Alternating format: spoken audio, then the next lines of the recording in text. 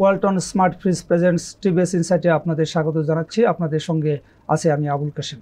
Walton is a global brand. World class innovation নিয়ে Walton এখন দেশের সীমানা পেরিয়ে পৌঁছে গিয়েছে 50টিরও বেশি দেশে। ওয়ালটন, ঘরে ঘরে বিশ্বজুড়ে।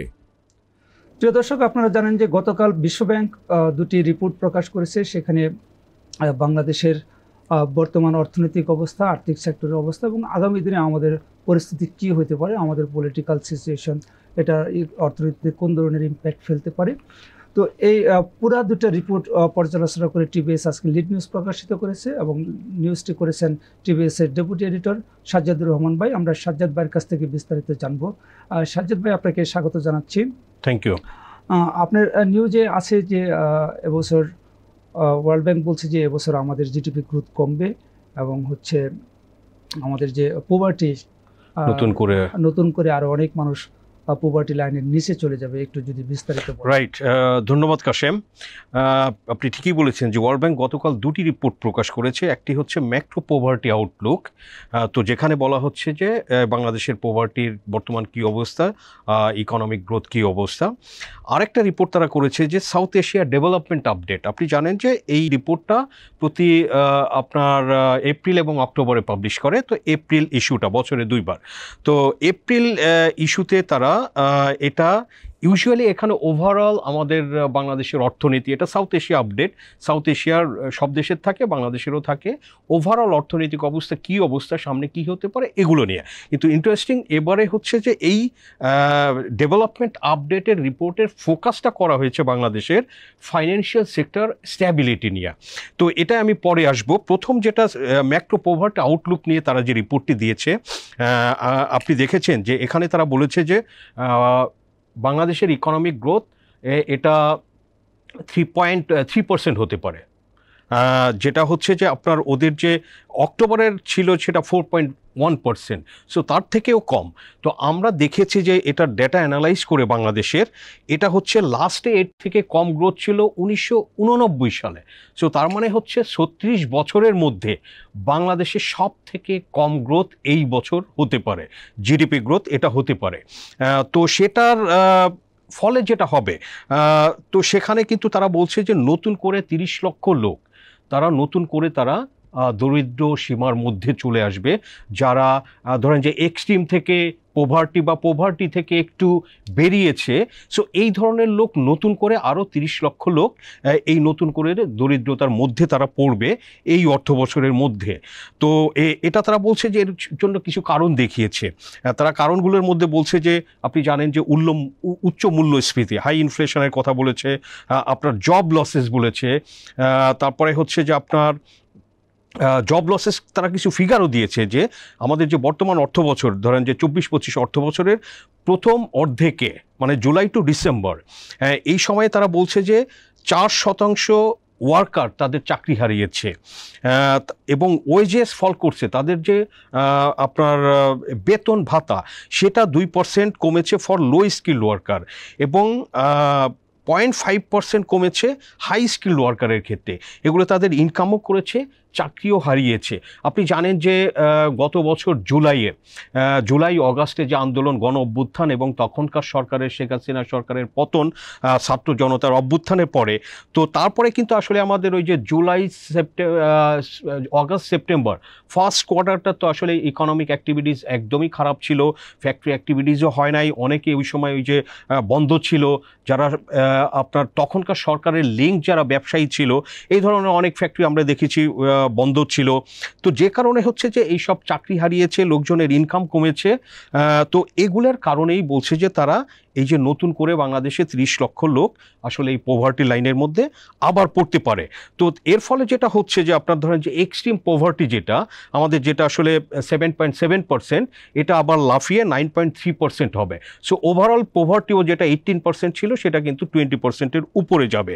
তো এগুলো বলছে যে এই যে আমাদের এগুলোর কনসিকুয়েন্সটা আসলে কি, এই যে 36 বছরের মধ্যে যে কম আপনার জিডিপি গ্রোথ হবে, তো ওই জিডিপি গ্রোথ কম মানে কি আপনার ইনভেস্টমেন্ট কম, আপনার কনজাম্পশন কম হবে, আপনার প্রোডাকশন কম হবে, সো আপনার নতুন করে এমপ্লয়মেন্ট হবে না। সো এগুলোরই কনসিকুয়েন্স দেখা যাচ্ছে যে এই যে নতুন করে লোকজনের মানে এই যে কম গ্রোথের ফলাফল হচ্ছে যে এই যে আসলে লোকজন আরও দরিদ্রতার মধ্যে পড়বে, লোকজনের আয় কমে যাবে। এবং এই রিপোর্টে এটাও বলেছে যে বাংলাদেশের মানুষ তাদের সঞ্চয় ভেঙে তারা যে খাচ্ছে এবং সামনে এটা আরও বাড়তে পারে, এই ধরনের কথাও বলেছে। এবং আরেকটা কথাও তারা বলেছে যে এর ফলে যেটা কি বৈষম্য, আপনি জানেন যে ইনইকুয়ালিটি কিন্তু বাংলাদেশে গত বেশ কয়েক বছর ধরে এটা বেড়েই চলছে। এবং তারা এবারে যেটা বলছে যে কোট আনকোট আপনাকে বলছি যে inequality is projected to worsen by almost 1 Gini point. এটা কিন্তু খুবই সিগনিফিক্যান্ট যে 1 Gini পয়েন্ট এটা বেড়ে যেতে পারে। তো এটা ধরেন যে বৈষম্য বাড়া মানে সেটা কিন্তু আসলে সমাজে আরও এটা গরিব হবে, ধনী ধনী হবে। সো সেখানে কিন্তু আরও সমাজে কিন্তু আসলে আপনার ক্যাওস হতে পারে, এই ধরনের বিষয়গুলো কিন্তু চলে আসতে পারে। আর যেটা বলছিলাম যে এই যে সঞ্চয় ভেঙে খাওয়া, দেখেন ওয়ার্ল্ড ব্যাংক রিপোর্টে কি বলছে যে প্রতি 5টা পরিবারের মধ্যে 3টি পরিবার আর likely to experience greater financial stress, অর্থনৈতিক চাপে থাকবে এবং by depleting savings in response to the shock, তারা তাদের এই যে সঞ্চয় ভেঙে তাদের কিন্তু খেতে হবে, চলতে হবে। সো এই ধরনের বিষয় কিন্তু তারা বলছে। এবং রিজন যেগুলো ধরেন যে হাই ইনফ্লেশন বা জব লসেস, সেগুলো কেন হয়েছে বেসিক্যালি ধরেন যে এই যেটা বলছিলাম জুলাই অগাস্টের অভ্যুত্থানের পরবর্তী যে অবস্থা, ফার্স্ট কোয়ার্টারে আমাদের খুব লস হয়েছে। সো বেসিক্যালি এই যে ডোমেস্টিক পলিটিক্যাল সিচুয়েশন কিন্তু এখনও আনসার্টেন। আপনি জানেন যে একদল ইলেকশনের পক্ষে, কেউ কেউ ইলেকশন ডিলে করতে চায়। সো এগুলো নিয়ে কিন্তু আসলে ব্যবসায়ী বা বিনিয়োগকারী যারা, তারা কিন্তু একটা আপনার সবসময় একটা আনসার্টেনটির মধ্যে থাকে, কারণ কেউ সামনে কি হবে জানে না, কেউ আসলে নতুন করে বিনিয়োগ করবে না। তো নতুন বিনিয়োগ না হলে তো আমার একটা কর্মসংস্থানও হবে না, সো চাহিদা বাড়বে না। তো এই সবই কিন্তু আসলে যদি না হয়, তো ওয়ার্ল্ড ব্যাংকও রাইটলি বলছে যে এই আনসার্টেনটি, পলিসি আনসার্টেনটি এগুলো রয়ে যাচ্ছে, পলিটিক্যাল আনসার্টেনটি। আপনি জানেন যে এর সাথে নতুন যোগ হয়েছে এই যে আমেরিকার যে ট্যারিফ পলিসি এবং জিও পলিটিক্স। আমাদের সাবকন্টিনেন্টও কিন্তু আমরা দেখতে পাচ্ছি এই যে সর্বশেষ ইন্ডিয়া পাকিস্তানের মধ্যে একটা রাইভেলরি তো সবসময় ছিল, এটা কিন্তু ওই যে কাশ্মীরে একটা অ্যাটাক নিয়ে আমরা দেখছি যে এটা আরও ক্রিটিক্যাল হচ্ছে। এবং বাংলাদেশের সাথেও কিন্তু ইন্ডিয়ার একটা সম্পর্কে কিন্তু এক ধরনের দূরত্ব তৈরি হয়েছে, দুই দেশই চাচ্ছে এগুলো মিনিমাইজ করতে। সো এগুলোও কিন্তু আপনার ব্যবসা বাণিজ্য বিনিয়োগে কিন্তু আসলে এগুলোরও প্রভাবটা পড়বে। সো সামনে যেটা এগুলোই আসলে সরকারের জন্য চ্যালেঞ্জেস। তো আপনি বলতে পারেন যে আসলে এখানে একটু জানতে চাবো যে ওয়ার্ল্ড ব্যাংকের রিপোর্টে বলছে যে সামনে বৈষম্য আরো বাড়বে, কিন্তু বাংলাদেশে এখন একটা বৈষম্য বিরোধী সরকার আছে এবং একটা বৈষম্য বিরোধী আন্দোলনের প্রেক্ষাপটে এই সরকার এসেছে। এই বৈষম্য যাতে না বাড়ে, এই সরকারের তো প্রধান কাজ হচ্ছে বৈষম্য মিনিমাইজ করা। তো সেই জন্য সরকার আসলে কি করতে পারে? ওয়ার্ল্ড ব্যাংক কি এরকম কোনো সাজেশন দিয়েছে? ওয়ার্ল্ড ব্যাংক আপনার সাজেশন দেয়নি যে এই বৈষম্যটা কমানোর জন্য কি করতে পারে, কিন্তু আমরা কথা বলেছিলাম হচ্ছে সিপিডির প্রফেসর মুস্তাফিজুর রহমান, আপনি জানেন ডিস্টিংগুইশ ফেলো সিপিডি, এবং ইকোনমি ট্রেড নিয়ে তার খুব ডিপ নলেজ আছে। তো প্রফেসর মুস্তাফিজুর রহমান বলেছেন যে এটা বৈষম্যটা, উনিও একটা কারণ বলেছেন যে এই যে সিচুয়েশন ওভারঅল, এটার যদি একটা মেজর কারণ বলি সেটা হচ্ছে মূল্যস্ফীতি, inflation. That was the killer. এই যে টোটাল আপনার ইকোনমি ইন্ডিকেটর যেটা আমরা দেখছি যে খারাপ হয়ে যাচ্ছে, এটার প্রধান যদি কারণ হয় ইনফ্লেশন। কারণ লোকজনের পারচেজিং পাওয়ার কমিয়ে দিয়েছে, যে ক্রয় ক্ষমতা তার 100 টাকায় আগে যেটা পেত, সে এখন আসলে ওই 100 টাকার জিনিস এখন তার কিনতে 150 টাকা লাগছে। সো এই যে ধরেন যে তো যারা নির্দিষ্ট আয়ের লোকজন, লো ইনকাম গ্রুপ, বা যারা ধরেন যে আরও নিচে পোভার্টি লাইনের মধ্যে ছিল, সো তারা কিন্তু এক্সট্রিম পোভার্টিতে চলে যাবে। তো প্রফেসর মুস্তাফিজুর রহমান একটা কথা বলেছেন, যদিও এগুলো অন্য স্টাডিতেও থাকতে পারে, যে বাংলাদেশে যদি একটা লোক দিনমজুর ধরেন যারা, সে যদি পরপর 2 দিন কাজ না করতে পারে, সেই পোভার্টি লাইনে আবার চলে যেতে পারে। সো এতটাই ভালনারেবল। তো সেখানে ধরেন যে বৈষম্য, এই যে এত মূল্যস্ফীতির কারণেই আসলে বেসিক্যালি ইনফ্লেশনটা বেড়ে যাওয়া। এবং এগুলো হয় কি, যদি আপনার বিনিয়োগ হয়, কর্মসংস্থান হয়, তারা আয় করতে পারে এবং ইকোনমিক অ্যাক্টিভিটিস যদি বাড়ে, ইভেন ধরেন যে রাস্তার যারা চা দোকানদার বা ছোট ছোট জিনিসপত্র বিক্রি করে। তো এগুলো যদি ধরেন যে যখন আপনার অর্থনীতি ভালো গ্রোথ হয়, ভালোভাবে চলে, তো মানুষ কিন্তু কেনাকাটা করে, এবং কেনাকাটা করলে ওরও আয় বাড়ে এবং সেটা আসলে তার এই যে দরিদ্র সীমা থেকে বের হতে তার হেল্প করে। এখন যেহেতু এই সিচুয়েশনগুলো খারাপ, তো এখানে আসলে আমি বলবো যে পার্টিকুলারলি যে বৈষম্য বিরোধী আন্দোলন যেটা বললেন, এটা ইয়েস, সেটা হচ্ছে একটা ফিলোসফি। সো সেটার সাথে আসলে এই যে অর্থনৈতিক যে কাজ, এখানে আমি মনে করি যে তাদের যে খুব বেশি একটা কিছু করার আছে, সেটা অন্তত এখন পর্যন্ত সেটা না। সামনে যদি আসলে আরও কিছু সুযোগ থাকে, সেটা তখন এগুলো আলোচনায় আসতে পারে। আপনি যদি একটু বলেন যে আগামী অর্থ বছর নিয়ে ওয়ার্ল্ড ব্যাংকের আসলে প্রজেকশন কি, আমরা কি আরেকটু ভালোর দিকে যাব নাকি খারাপের দিকে থাকবো? এক্স্যাক্টলি, ধন্যবাদ। আপনি ধরেন যে আগামী অর্থ বছর আমাদের 25-26, যেটা আসলে এই যে জুলাই থেকেই শুরু হচ্ছে, তো তখন কিন্তু এখানে আমরা দেখছি যে আমাদের কিছু আশার কথা আছে। এখানে আপনি জানেন যে ওয়ার্ল্ড ব্যাংকের এই রিপোর্টের 2 দিন আগেই কিন্তু IMF এরকম একটা আউটলুক রিপোর্ট দিয়েছে বাংলাদেশের ব্যাপারে। তারও কয়েকদিন আগে এশিয়ান ডেভেলপমেন্ট ব্যাংক দিয়েছিল। সো সেখানে কিন্তু তারা এই যে ওয়ার্ল্ড ব্যাংক যেটা বলছে যে আমাদের 25-26 অর্থ বছরে, মানে আগামী অর্থ বছরে আমাদের জিডিপি গ্রোথ হতে পারে 4.9%, এবং তারা ইনফ্লেশনের ব্যাপারেও আপনি দেখবেন যে বেশ ভালো। ইনফ্লেশন বলছে যে 7.7% হতে পারে, যেটা কিন্তু এখন আপনার অ্যারাউন্ড 10%-এর মতো আছে। তো ইন্টারেস্টিং, ওয়ার্ল্ড ব্যাংকের এই ফোরকাস্টটা আমাদের জিডিপি গ্রোথ নিয়ে, এটা কিন্তু স্টিল ধরেন যে লোয়ার, কম আপনার IMF এবং ADB থেকে। IMF যেটা বলছে যে আগামী অর্থ বছরে 6.5% আমাদের জিডিপি গ্রোথ হতে পারে, এবং যেটা ADB বলছে যে 5.1% হতে পারে, এবং ইনফ্লেশন কিন্তু IMF যেটা বলছে যে নেক্সট ফিসক্যাল ইয়ারে এটা 5.2% হতে পারে, এবং ADB বলছে সেটা 8% হতে পারে। সো আমরা এটা বুঝতে পারছি যে ওকে, যেটা মানে গ্রোথ কম বেশি ফোরকাস্ট হতে পারে ভবিষ্যৎবাণী, কিন্তু আমরা যেটা মেসেজটা দেখতে পাচ্ছি যে সামনের অর্থ বছরে আমাদের গ্রোথটা বাড়বে। যদিও সেই গ্রোথটা ধরেন যে আমি যদি বলি যে প্রি কোভিড লেভেলে বাংলাদেশে যে 2010 থেকে 19 পর্যন্ত তো ধরেন যে গড়ে প্রায় মানে 7%-এর মতো যে জিডিপি গ্রোথ হয়েছে, তো সেই লেভেলে আসবে না।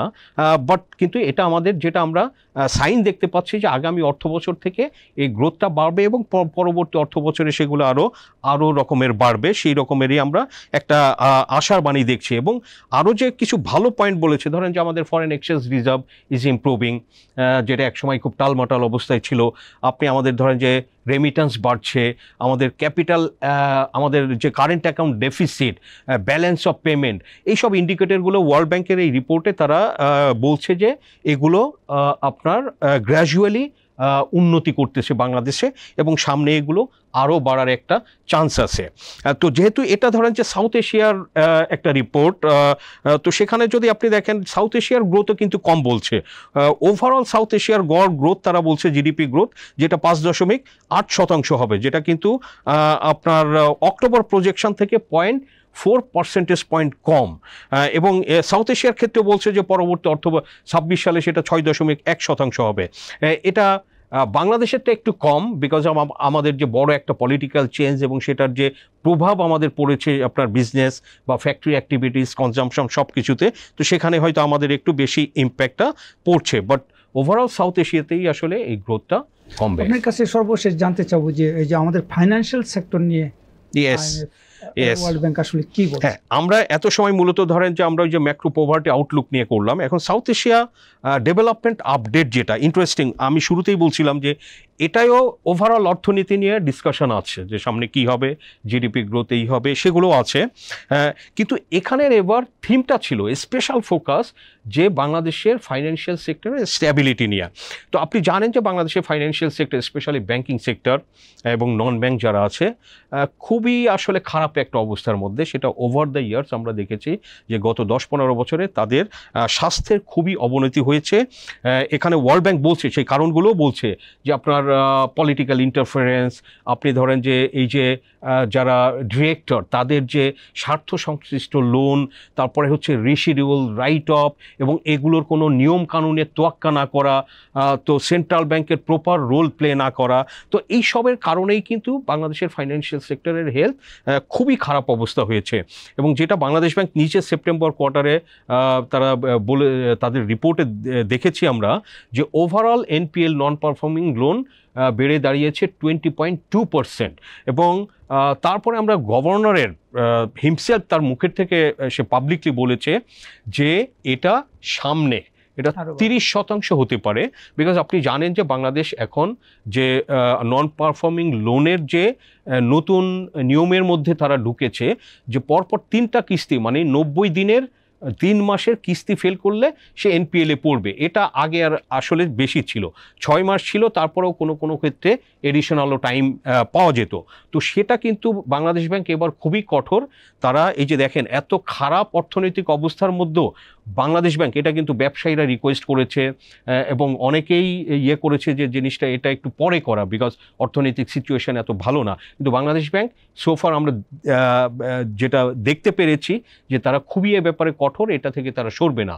তো সেখানে এই যে ওয়ার্ল্ড ব্যাংকও তার রিপোর্টে বলছে যে এটা এই যে এপ্রিল কোয়ার্টারে যে ইমপ্লিমেন্ট হলো, আপনি দেখবেন যে এটা এপ্রিল মে জুন, তো এই কোয়ার্টারলি যেহেতু এনপিএল রিপোর্টটা দিয়ে থাকে বাংলাদেশ ব্যাংক পাবলিশ করে থাকে, সো এটা আপনি জুলাইয়ে দেখা যাবে যে এটা আসলে 30% বা তার অধিক হতে পারে। তো এই সব ফাইন্যান্সিয়াল সেক্টর নিয়ে তারা ডিটেল অনেক কিছু বলেছে। তো সেখানে তারা যেটা বলেছে যে বাংলাদেশের জন্য আমরা দেখলাম যে আপনি বলতে পারেন এই যে 10 দফার দফা ঠিক না, 10টি আপনি কর্মপরিকল্পনা বা অ্যাকশন প্ল্যান তারা সাজেশন দিয়েছে, পরামর্শ দিয়েছে বাংলাদেশকে যে এইগুলো তাদের করা উচিত, করলে ফাইন্যান্সিয়াল সেক্টরে যে আমাদের যে ড্যামেজটা হয়েছে, যে আপনার কনফিডেন্স লস হয়েছে বা লুটপাট হয়েছে যেটাই বলেন, এগুলো কিন্তু আসলে গ্র্যাজুয়ালি ইমপ্রুভ করবে। তো আমি যদি 10টা পয়েন্ট একটু কথা বলি যে 10টা পয়েন্টের মধ্যে কি কি আছে, এর মধ্যে একটা আছে যে ব্যাংক রেজলিউশন ফ্রেমওয়ার্ক এটা করতে বলেছে। আপনি strengthening the deposit pension deposit insurance system যেটা আছে, বাট এটারে আরও শক্তিশালী করতে বলেছে। সেটা হয়তো বিকজ এটার কাভারেজটা খুবই কম। একটা ব্যাংক কলাপস করলে ডিপোজিটাররা অনেক লস করে। আমরা দেখেছি যে 20 বছর আগেও একটা ব্যাংক কলাপস করেছে, এখনও ডিপোজিটাররা টাকা পায়নি, হয়তো ওয়ার্ল্ড ব্যাংক এই কারণে বলছে। থার্ড পয়েন্টটা তারা বলেছে যে corporate governance and risk management এগুলোরে আপনার শক্তিশালী করা। 4 নম্বরে তারা বলেছে যে রিস্ট্রাকচারিং স্টেট ওন ব্যাংকস।